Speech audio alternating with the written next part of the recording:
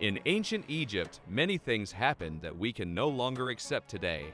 Prostitution was very normal, even if the woman did not want it.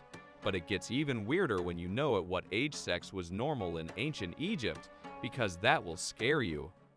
Sacred sin. Like in ancient Babylon, prostitution was seen as a divine and respectable act done for the gods. In contrast to modern prostitution, prostitutes had a rather high social position in ancient Egypt. Prostitution is restricted to illicit, behind-the-scenes activities in many countries. However, in ancient Egypt, prostitutes were permitted to operate openly and freely. To identify and distinguish themselves from non-prostitutes, they would tattoo themselves and use red lipstick and other cosmetics. It's possible that prostitution was a very widespread activity that the Egyptians saw as simply another profession with certain social prestige. However, unlike Babylon, the locations where prostitutes could serve customers were restricted. The use of contraception was mostly effective. The ancient Egyptians used a range of contraceptive techniques to prevent unintended births. The most effective contraceptives were found to be honey, acacia, and colocynth. Egyptian women would soak linen in the mixture and put it in their privates before having intercourse. Acacia contains lactic acid, which has been shown to be a spermicide by science. Scientists have also shown that colocynth naturally induces abortions.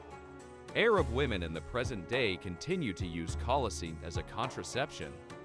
A combination of crocodile dung and fermented bread was used as an Egyptian contraceptive that was injected into a woman's privates.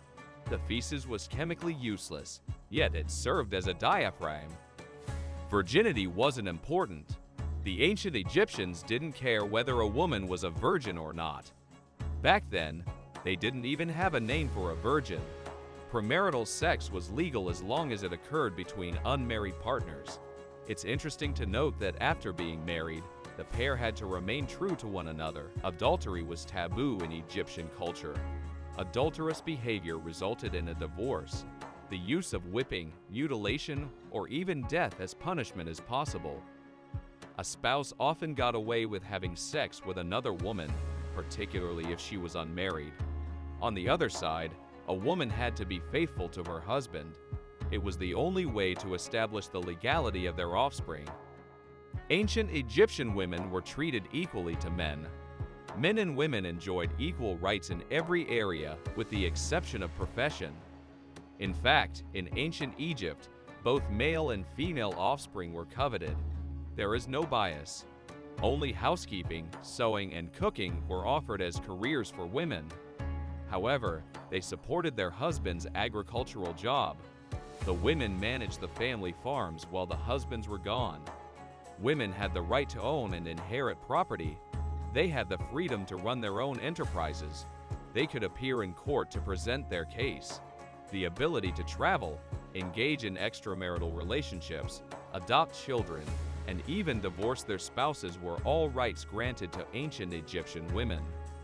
It's noteworthy to note that women were also pharaohs. Although not often, this did occur. The most famous example is Queen Hatshepsut. On the other hand, royal ladies may have a lot of power via their husbands. Nefertari, for instance, was one of the most influential people in ancient Egypt and was Ramesses II the Great's wife. Extramarital affairs and divorce. Premarital sex was acceptable to the ancient Egyptians, but they also believed that once you became married, you should honor that partnership. They placed a higher value on women since they believed that a married woman was sacrosanct, making extramarital affairs unthinkable, particularly for women. Those found guilty of adultery faced severe penalties. Everything was on the table, including being beaten, disfigured, and in some instances, even put to death. The situation was less difficult for married guys. If a married guy was discovered to have slept with an unmarried woman, he would just have to cope with social stigma. Incest was somehow acceptable. Given that they were the divine's earthly representatives, weddings, or other sexual relationships between members of the nuclear family, parents and children, were frequent among royalty or other eminent classes of priests. They often had privileges that regular family members did not have. King Ptolemy II even exploited the act as a major theme of propaganda, stressing the nature of the couple, which could not be bound by ordinary rules of humanity during the Ptolemaic dynasty. Incest was a common practice in ancient Egypt, and even King Tut was not exempt. His parents were Akhenaten's sister and Akhenaten's brother. 11 mummies that were closely connected to Tutankhamun have recently had their DNA analyzed. The findings proved without a shadow of a doubt that Tutankhamun was the offspring of a first-degree brother-sister connection. Additionally, Tut was married to his half-sister. As a result of the family's extensive inbreeding over several generations, these partnerships naturally came with serious health issues. Even though it was against the law, the practice was nonetheless used to maintain the influence of the ruling family and was not limited to the royal class. Divine masturbation, self-pleasure in ancient Egypt. Masturbation was another taboo that the ancient Egyptians had no problem with. In fact, the act of a male masturbating is seen as practically heavenly. Why? God also accomplished it, therefore. A lot of strange sex tales may be found in the religion of the ancient Egyptians. Although there are other competing origin tales, the one we're interested in depicts the creator deity enjoying himself. According to the period, the first deity, perhaps Atum or Ra, creates himself. Making other gods was his first duty as a deity. He couldn't precisely do this by adultery, as he was the sole entity in existence, so he masturbated and spat forth his sons, Shu and Tefnut. They continued by inventing new gods and goddesses.